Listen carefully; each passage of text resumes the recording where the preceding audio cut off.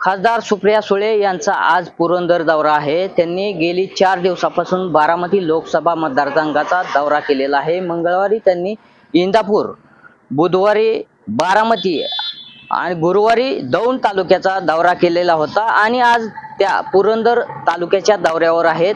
त्या सकाळपासून 10:30 वाजल्यापासून नीरा, जेजुरी आणि सासवड या ठिकाणी व्यापारी, वकील आणि डॉक्टरांशी संवाद साधणार आहेत। त्याचबरोबर बिवडी या ठिकाणी उमाजी नाईक यांच्या स्मारकाला भेट देऊन त्या ठिकाणी शहीद प्रल्हाद दिघे यांच्या तैलचित्राचं अनावरण देखील खासदार सुप्रिया सुळे यांच्या हस्ते होणार आहे। त्याचबरोबर महाविकास आघाडीच्या पदाधिकाऱ्यांबरोबर पुरंदर या ठिकाणी, सासवड या ठिकाणी त्या संवाद साधणार आहे। एकूणच खासदार सुप्रिया सुळे यांनी बारामती लोकसभा मतदारसंघाचा दौरा वाढवल्याचं चित्र आपल्याला पाहायला मिळत आहे।